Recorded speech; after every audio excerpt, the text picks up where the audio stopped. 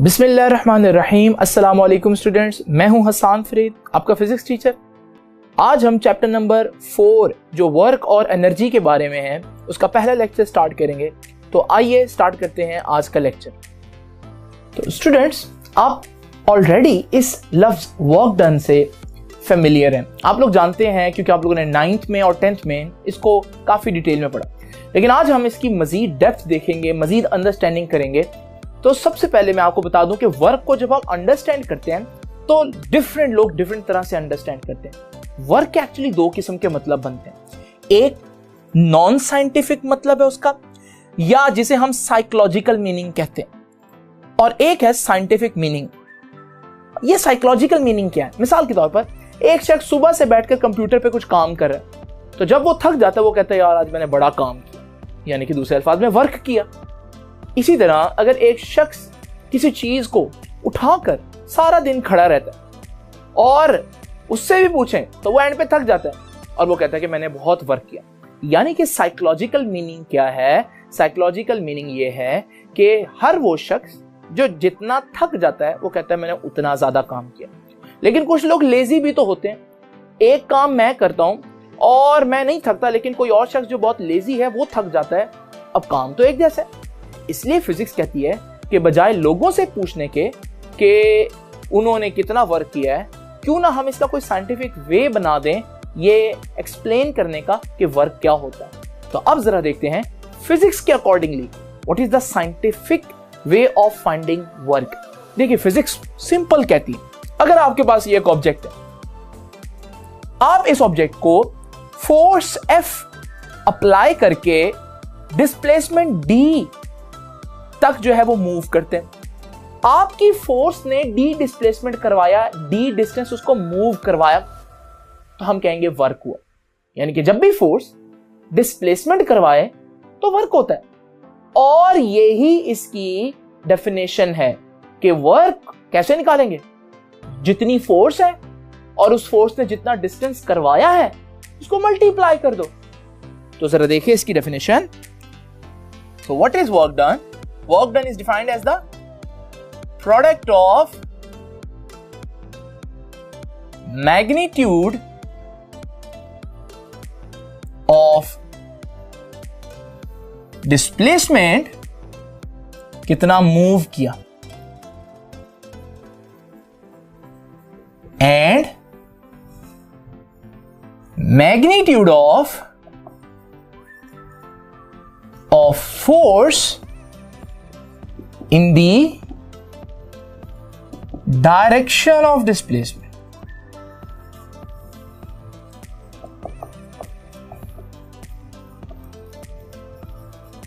अब जरा देखिए कितनी चीजों का प्रोडक्ट आ रहा है? 2 चीजों का। नंबर 1 मैग्नीट्यूड ऑफ डिस्प्लेसमेंट आपको लेना पड़ेगा। नंबर 2 मैग्नीट्यूड ऑफ फोर्स लेनी पड़ेगी in the direction of displacement. तो फिर यहां से हम इसका फॉर्मूला लगा सकते हैं कि work is equal to force multiply by displacement, और फोर्स को F से रिप्रेजेंट करते हैं और डिस्प्लेसमेंट को D से रिप्रेजेंट करते हैं। लेकिन स्टूडेंट्स, मैं यहां फोर्स के साथ ये एक छोटा सा निशान डाला, 2 पैरेलल लाइन। ये वहां पर ये निशान डाला जाता है जहां पर हम बताना चाहते हो कि 2 चीजें पैरेलल है। तो इसका मतलब फोर्स पैरेलल किसके पैरेलल?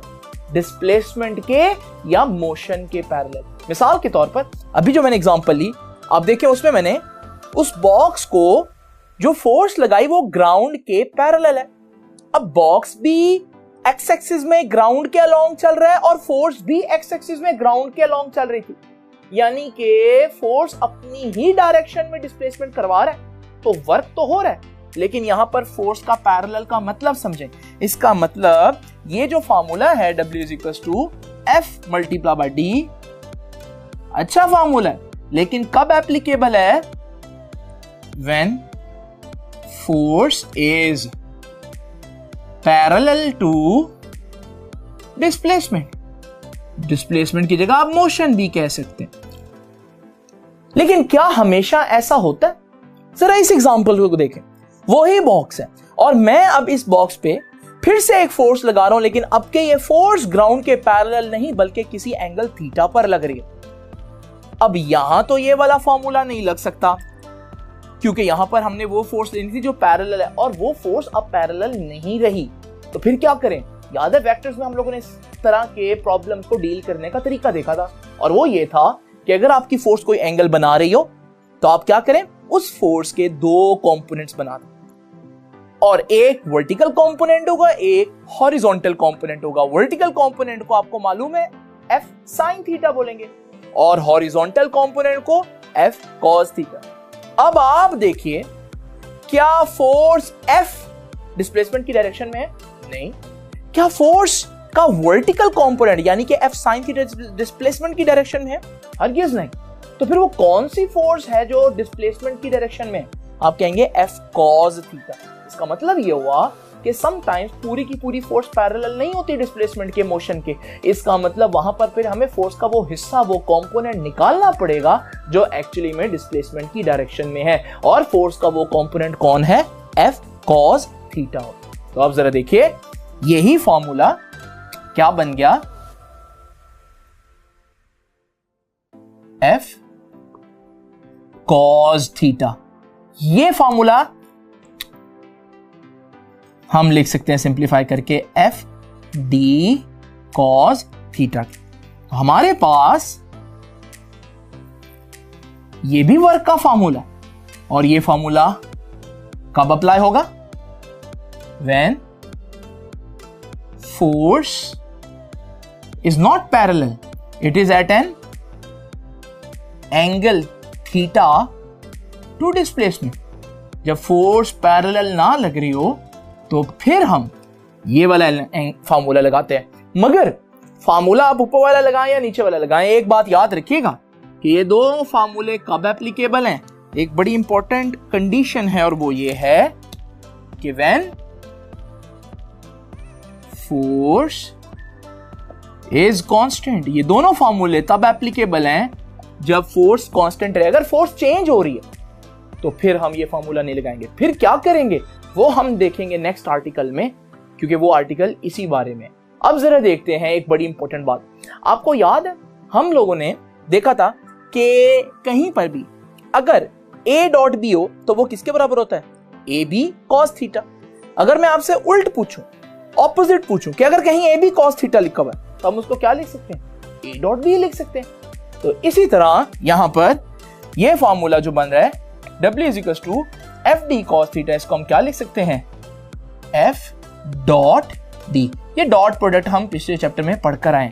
ये फॉर्मूला इसी ऊपर वाले फॉर्मूले का एक वर्जन है और यहां से मैं कहूंगा कि हमारे पास वर्क डन की एक और डेफिनेशन भी आती है कि work is the dot product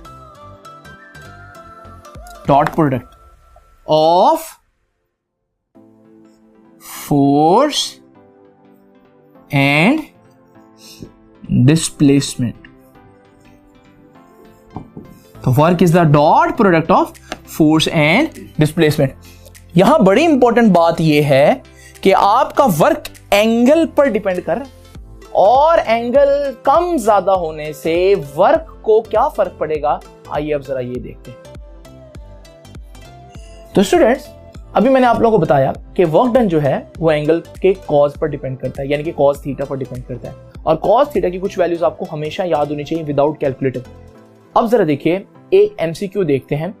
हमारे पास वो पूछता है कि at what angle work done is 0 और हमारे पास ऑप्शंस हैं 0 डिग्री, 30 डिग्री, 45 डिग्री, 60 डिग्री और 90 डिग्री। अब अगर आप देखें यहां से कौन सा ऑप्शन सही होगा, ये तो सारा डिपेंड करता है कि कॉज की वैल्यू क्या आएंगी।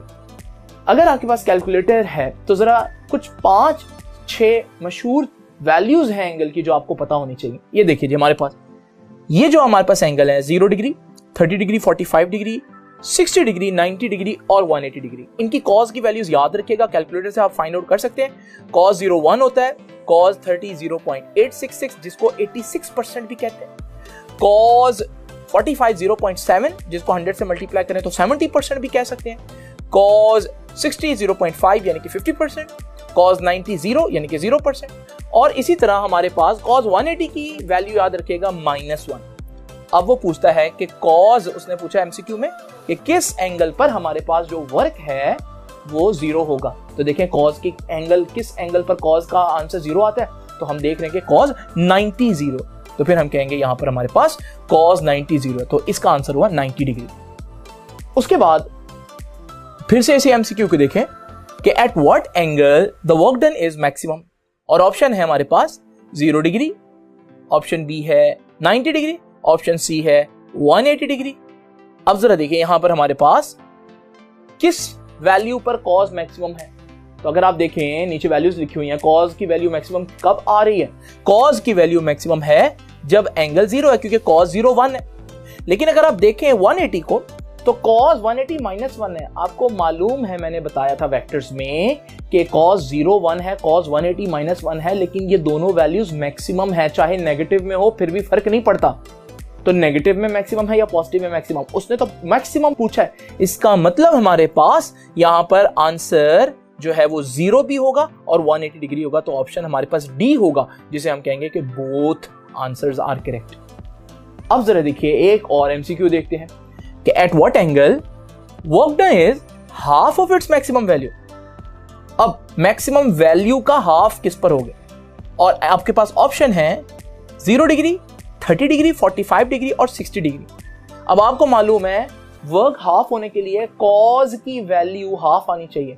हाफ का मतलब 1/2 या 0.5, और किस एंगल पर 0.5 आ रहा है, तो हमें मालूम है कि cos 60 पर 0.5 है, तो यहां सही आंसर क्या होगा, 60 डिग्री। अब ये सारी चीजें आप लोगों को मालूम होनी चाहिए। एक और बड़ी इंपॉर्टेंट बात जो हमें नोट करनी है वो ये है कि हम लोगों ने देखा कि वर्क फोर्स और डिस्प्लेसमेंट का डॉट प्रोडक्ट है, और हम लोगों ने ये पढ़ा था कि डॉट प्रोडक्ट हमेशा क्या होता है, स्केलर होता है। तो इसका मतलब डॉट प्रोडक्ट स्केलर होगा। तो अगर आपसे कोई पूछे वर्क कैसी क्वांटिटी है, तो आप बताएंगे कि work is a scalar quantity. Scalar quantity का मतलब है कि उसके लिए डायरेक्शन मैटर नहीं करती। अगर आप वर्क कर रहे हैं और वर्क करते हुए लेफ्ट से राइट जा रहे हैं और आपने 10 जॉल वर्क किया, और अगर आप वर्क करते हुए राइट से लेफ्ट आते हैं 10 जॉल वर्क किया, तो ये फिजिक्स में एक ही चीज है। इट डजंट मैटर आप किस डायरेक्शन में जा रहे हैं, ना ही वो वर्क्स जो हैं वो एक दूसरे को कैंसिल कर सकते हैं। अब जरा डिस्कस करते हैं हमारे पास कि वर्क पॉजिटिव होना, नेगेटिव होना और 0 होना, इसका क्या मतलब है। तो स्टूडेंट्स, अभी मैं आप लोगों के साथ डिस्कस करूंगा कि वर्क डन पॉजिटिव, नेगेटिव और 0 होने का क्या मतलब है। लेकिन आइए उससे पहले क्यों ना हम यूनिट और वर्क की डायमेंशंस को एक दफा देख लें। हमें मालूम है कि किसी भी चीज का जो यूनिट है वो उसके फार्मूला से आता है। फार्मूला हमने देखा कि वर्क का फार्मूला क्या है, फोर्स इंटू डिस्प्लेसमेंट। फोर्स का यूनिट क्या होता है, न्यूटन, और डिस्प्लेसमेंट का यूनिट क्या होता है, मीटर। तो एक यूनिट आ गया इसका न्यूटन मीटर। न्यूटन मीटर को हम जाउल भी कहते हैं, तो ये हमारे पास न्यूटन मीटर को जाउल भी कह सकते हैं। और अगर मैं न्यूटन की वैल्यू पुट कर दूं, न्यूटन की वैल्यू क्या होती है, न्यूटन की वैल्यू होती है किलोग्राम मीटर पर सेकंड स्क्वायर। ये चैप्टर 2 में पढ़ के आए। जब मैं इसमें न्यूटन की वैल्यू पुट करूंगा तो ये मीटर इस मीटर से मल्टीप्लाई होगा, तो हमारे पास ये बनेगा किलोग्राम मीटर स्क्वायर पर सेकंड स्क्वायर। ये यूनिट आप लोगों ने याद रखने।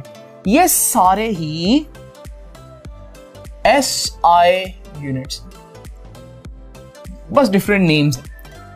लेकिन कुछ यूनिट्स ऐसे होते हैं जो SI तो नहीं होते, लेकिन वो डेली लाइफ में बहुत ज्यादा यूज हो रहे होते हैं। ऐसे भी कुछ यूनिट आपको पता होने चाहिए, जिनमें एक यूनिट मैंने आपको चैप्टर नंबर 1 में बताया था, वो है एनर्जी का यूनिट अर्ज।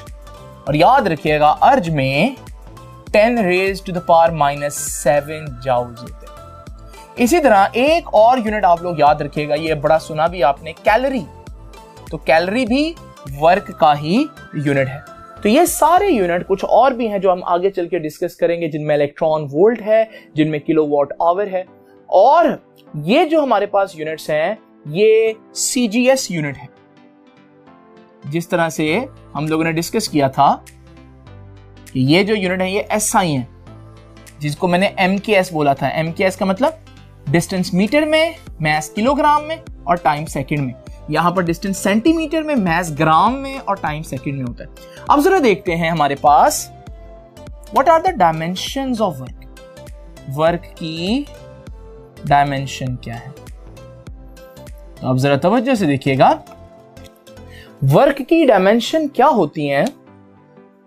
डायमेंशन के लिए हमें पता होना चाहिए फॉर्मूला, यूनिट, और ये यूनिट है किलोग्राम मीटर स्क्वायर पर सेकंड स्क्वायर। तो किलोग्राम की जगह M,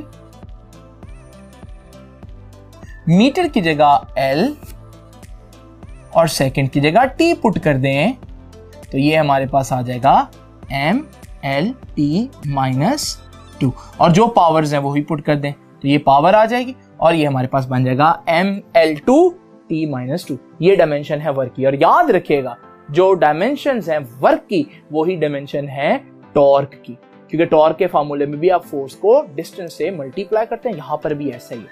अब जरा डिस्कस करते हैं कि वो क्या कंडीशंस हैं जिनमें वर्क जो है वो 0 हो जाता है। तो वर्क 0 हो जाए ऐसी कौन सी कंडीशंस हैं? सबसे पहले फार्मूला को देखें।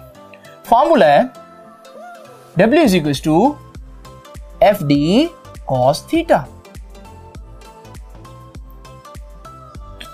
अगर आप चाहते हैं वर्क 0 हो जाए तो या तो फोर्स 0 हो जाए या डिस्प्लेसमेंट 0 या एंगल कुछ ऐसा हो जाए कि कॉस 0 हो जाए। तो यही 3 कंडीशंस हैं। नंबर 1, फोर्स इज 0, यानी कि आप फोर्स ही नहीं अप्लाई कर रहे तो इस सूरत में तो कोई वर्क नहीं होगा। मिसाल के तौर पर ये शख्स दीवार के पास खड़ा हुआ है सिर्फ और कुछ भी नहीं कर रहा, तो क्या ये वर्क कर रहा है? हरगिज़ नहीं, चाहे ये सारा दिन ही खड़ा रहे। उसके बाद दूसरी इंपॉर्टेंट बात क्या हो गई? डिस्प्लेसमेंट 0, यानी अगर ये शख्स इस दीवार पर फोर्स लगाए लेकिन फोर्स लगाने पर ये दीवार को मूव तो नहीं कर पाएगा, तो फोर्स लग रही है अब मगर डिस्प्लेसमेंट तो नहीं हो रहा, तो हमारे पास डिस्प्लेसमेंट 0 होगा तो सारी चीज मल्टीप्लाई होकर 0 आ जाएगी। और तीसरी कंडीशन जिसमें वर्क नहीं लगता या वर्क 0 होता है वो है कि कॉस 0 हो जाए। और मैंने अभी थोड़ी देर पहले बताया वो कौन सा एंगल है जिस पर कॉस की वैल्यू 0 होती है, वो एंगल 90 है, क्योंकि कॉस 90 0 है। तो हमारे पास एंगल 90 हो तब भी वर्क 0 होगा। मिसाल के तौर पर ये आपके पास एक ऑब्जेक्ट जा रहा है और ये ऑब्जेक्ट की डिस्प्लेसमेंट एक्स एक्सिस में, अगर आप इस पर एक ऐसी फोर्स लगाएंगे जो इसकी डायरेक्शन के परपेंडिकुलर है तो फिर ये अपना स्ट्रेट पाथ छोड़कर उस डायरेक्शन में मूव कर जाएगा। लेकिन याद रखिएगा क्योंकि परपेंडिकुलर फोर्स लगी तो इसका वर्क डन 0 होगा। वर्क डन 0 होने का मतलब है इसकी स्पीड में कोई चेंज नहीं आएगा, सिर्फ डायरेक्शन चेंज होगी। इसका मतलब यहां से हम फोर्स के बारे में एक और बात जान सकते हैं कि समटाइम्स फोर्स स्पीड ज्यादा या स्पीड कम नहीं करवाती, समटाइम्स फोर्स सिर्फ और सिर्फ किसको फर्क डालती है? डायरेक्शन। अब जरा देखें, मिसाल के तौर पर जब कोई प्लैनेट जो है वो किसी स्टार के करीब से गुजर रहा हो तो जब वो उसको खींचेगा अपनी तरफ तो हमारे पास वो प्लैनेट उसके गिर्द मूव करना शुरू कर देगा। लेकिन आप देखें यहाँ जो फोर्स लगी है वो डिस्प्लेसमेंट के परपेंडिकुलर लगी है। और इसी तरह अगर आप देखें इलेक्ट्रॉन का न्यूक्लियस की तरफ अट्रैक्ट होना, ये भी हमेशा 90 डिग्री पर फोर्स लगेगी डिस्प्लेसमेंट के, तो हम कहेंगे वर्क नहीं होगा। तो अगर हम देखें जितनी भी सेंट्रीपिटल फोर्सेस हैं जो सर्कल में मूव करवाती हैं उसमें डिस्प्लेसमेंट जो है वो हमेशा अलोंग टेंजेंट होता है और फोर्स जो है वो हमेशा अलोंग सेंटर होती है, उनके दरमियान एंगल 90 बनता है और cos 90 0 होता है, तो वर्क नहीं होता। सिर्फ चीज की डायरेक्शन चेंज होती है लेकिन चीज की स्पीड पे कोई फर्क नहीं पड़ता। तो इसका मतलब वर्क सिर्फ चीज की स्पीड कम ज्यादा नहीं कर सकता बल्कि वर्क जो है वो किसी भी ऑब्जेक्ट की डायरेक्शन भी चेंज कर सकता है अगर वो 90 डिग्री पर लगे। अब जरा देखते हैं कि वर्क जो है वो पॉजिटिव कब होगा, पॉजिटिव वर्क डन। देखिए वर्क तब पॉजिटिव होगा जब कॉज की वैल्यूज पॉजिटिव होगी, क्योंकि कॉज थीटा आ रहा है यहां पर, और एंगल अगर लेस देन 90 हो, जिन्हें हम बोलते हैं एक्यूट एंगल्स, वो एंगल जो 90 से कम हो उन्हें एक्यूट एंगल्स बोलते हैं। तो अगर एक्यूट एंगल है तो वर्क डन जो है वो पॉजिटिव होगा। पॉजिटिव क्यों बोल रहे हैं, क्योंकि इस सूरत में वर्क क्या करवाएगा, इंक्रीज स्पीड। अगर एंगल 90 से कम हो, मिसाल के तौर पर अगर आप देखें यहां पर हमारे पास एक ऑब्जेक्ट एक्स एक्सिस में मूव करे, अगर आप एक फोर्स लगाएं जो कि एक्स एक्सिस में ही है, उसके अलोंग फोर्स लगेगी तो ऑलरेडी वो किसी स्पीड से मूव करेगा। जब ये फोर्स उसकी डायरेक्शन में लगेगी तो इसकी स्पीड और ज्यादा बढ़ा देगी, तो हम कहेंगे कि स्पीड बढ़ गई है। तो क्योंकि एंगल 90 से कम था, जैसे इस केस में 0 था, तो हमारे पास वर्क डन जो है वो मैक्सिमम। अगर आप देखेंगे एंगल 90 से कम हो तो आप हमेशा उस चीज की स्पीड बढ़ाएंगे, लेकिन समटाइम्स हमारे पास हम वर्क डन को नेगेटिव कंसीडर करते हैं। तो ये देखिए जी, हमारे पास नेगेटिव कब होगा, जब कॉज की वैल्यूज नेगेटिव होंगी। याद रखिएगा जब भी एंगल 90 से बड़ा हो तो कॉज की वैल्यूज नेगेटिव होती। तो याद रखिएगा जी, थीटा जब भी 90 से बड़ा हो, दूसरे अल्फाज में कौन से एंगल्स हो, ऑब्ट्यूज एंगल।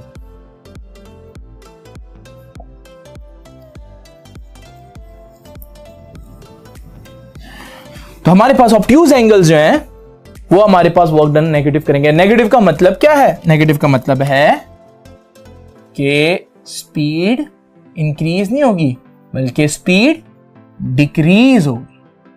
मिसाल के तौर पर ये एक हमारे पास ऑब्जेक्ट है जो कि एक्स एक्सिस में मूव कर रहा था, और जैसे ही मैंने फोर्स लगाई मैंने बिल्कुल ऑपोजिट इसके, तो जब फोर्स डिस्प्लेसमेंट के ऑपोजिट बना, एंगल तो 180 डिग्री बना, दूसरे अल्फाज में एंगल 90 से बड़ा बना। इस सूरत में आपको मालूम है इसकी स्पीड आहिस्ता आहिस्ता कम होना शुरू हो जाएगी। जैसे ब्रेक अप्लाई करते हैं तो हमारे पास ये वर्क डन जो है वो नेगेटिव कंसीडर होगा, क्योंकि स्पीड डिक्रीज हो रही है।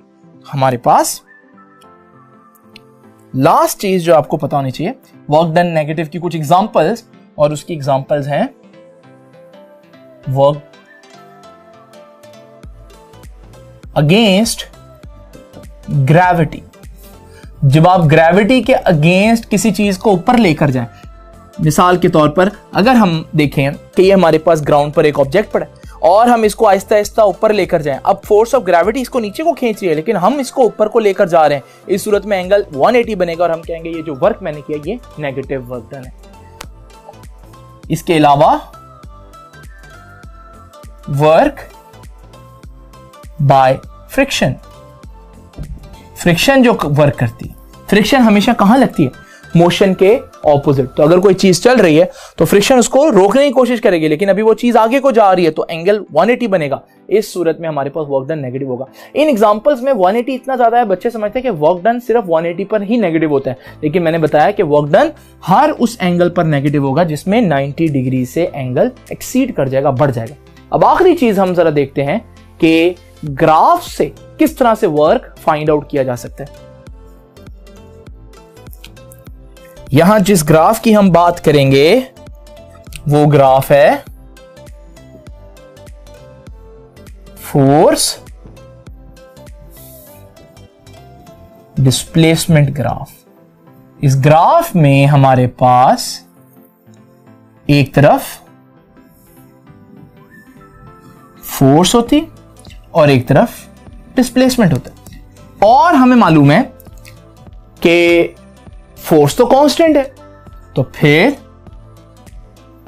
ये जो ऑब्जेक्ट है इसका जो ग्राफ आएगा वो एक हॉरिजॉन्टल लाइन आएगी। अगर आप इस ग्राफ के अंडर जो एरिया आ रहा है ये फाइंड आउट करें तो इस ग्राफ का जो एरिया होगा वो किसके बराबर होगा, ये रेक्टेंगल है, और रेक्टेंगल का एरिया कैसे निकालते हैं, लेंथ इंटू विड्थ। अब लेंथ क्या है d और विड्थ क्या है f, तो f इंटू डी आ जाएगा, और एफ डी तो वर्क नहीं होता। इसका मतलब क्या हुआ कि जब भी आप ग्राफ से देखें तो उस ग्राफ का एरिया जो है वो वर्क डन बता रहा होगा। तो हम ग्राफिकल मेथड से भी वर्क फाइंड आउट कर सकते हैं बशर्ते कि फोर्स कांस्टेंट हो। अगर फोर्स कांस्टेंट नहीं है तो क्या होगा, ये हम देखेंगे नेक्स्ट लेक्चर में।